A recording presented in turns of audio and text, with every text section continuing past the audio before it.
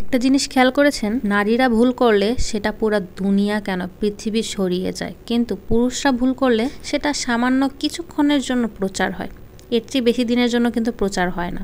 Hello everyone, আসসালামু আলাইকুম। আশা করি সবাই ভালো আছেন। আলহামদুলিল্লাহ, আমিও খুব ভালো আছি। সবজিগুলো সব বের করে কেটে নিয়েছিলাম, কারণ সবজি রান্না করব। তো এখানে আমি পেঁয়াজ ভেজে তারপর আস্ত জিরে দিয়ে নিয়েছিলাম। তো জিরাটাও আমার ভাজা হয়ে গেছে। লবণ, হলুদের গুঁড়া, মরিচের গুঁড়া সব মিক্স করে তারপর আমি পানি দিয়ে মশলাটা কষিয়ে নিব, তারপর সবজি দিয়ে দিব। তো অনেকদিন পর মনে হলো যে সবজি রান্না করি, মিক্সড সবজি রান্না করি। তো সবজি আমার অনেক বেশি পছন্দ ইদানিং, আর আমি এখানে অল্প পরিমাণে রান্না করছি, কারণ এটা সম্পূর্ণটা আমি খাবো। আর এখানে একটা কাঁচা কলা দিয়েছি। কাঁচা কলা অনেক দিন হয়েছে আমার সবজিতে খাওয়া হয় না, তো ভাবলাম একবার সব কিছু মিক্সড করে সবজিটা রান্না করে নিই।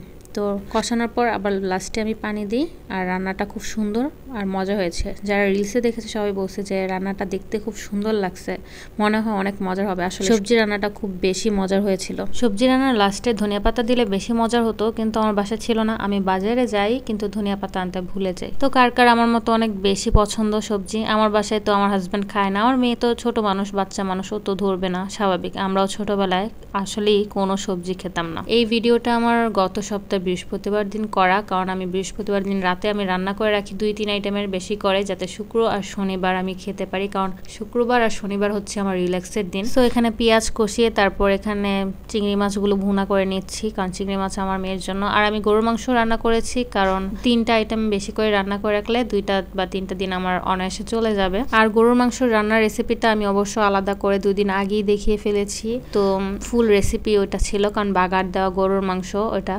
তো আমি বাগার দেওয়া গরুর মাংস এটা আমি ফার্স্ট খেয়েছি দেখে আমি আলাদা করে রেসিপিটা শেয়ার করি। তো এটা হচ্ছে লাস্ট লুক, আমি তো আর এখানে ফুল ভিডিওটা দিতে পারবো না। তো রান্না শেষ করে আমি এখানে আম কেটে নিয়েছিলাম আম খাওয়ার জন্য। দেন আবার শুক্রবার দিন দুপুরে আমার হাজব্যান্ড বলতেছে যে না, সে মাংস বা সবজি কিছুতেই ভাত খাবে না, তার বিরিয়ানি রান্না করে দিতে। তো আমার আর কিছু রান্না করার ইচ্ছা করছিল না, আর বিরিয়ানি রান্না করতে এখন আমার বিরক্ত লাগে, সত্যি কথা বিরক্ত লাগে। তো আর কি করবো, ফুড পান্ডা থেকে আসলে বিরিয়ানিটা অর্ডার করা হয়। তো এখানে চিকেন কাচ্চি বিরিয়ানিটা অর্ডার করি। তো আমার যখন খাওয়া অর্ধেক প্রায়, তখন আমার গিয়ে মনে পড়ে যে ফ্রিজে একটা নাগামরিচ আছে। তো আমি এখানে ফার্স্টে কাঁচামরিচ দিয়ে খাওয়া শুরু করেছিলাম, কিন্তু যখন মনে পড়ছে যে নাগামরিচ আছে ফ্রিজে, তো আমি উঠে দৌড় দিয়ে নাগামরিচ আনতে যাই। পুরো একটা নাগামরিচ দিয়ে বিরিয়ানি খাওয়ার যে কি মজা ভাই!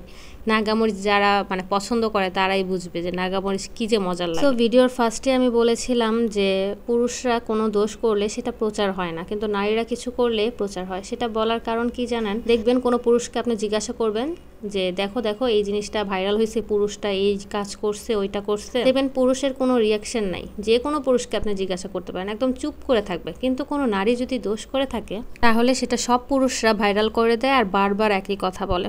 যাই হোক, এই জিনিসটা আমার কাছে খুবই খারাপ লাগছে আর কষ্টও লাগছে। তো ভিডিওটা লাস্ট পর্যায়ে চলে আসছি। কে কোথা থেকে আমার ভিডিওটা দেখছেন অবশ্যই আমাকে কমেন্ট করে জানাবেন। সবাই ভালো থাকবেন, সুস্থ থাকবেন। আল্লাহ হাফেজ।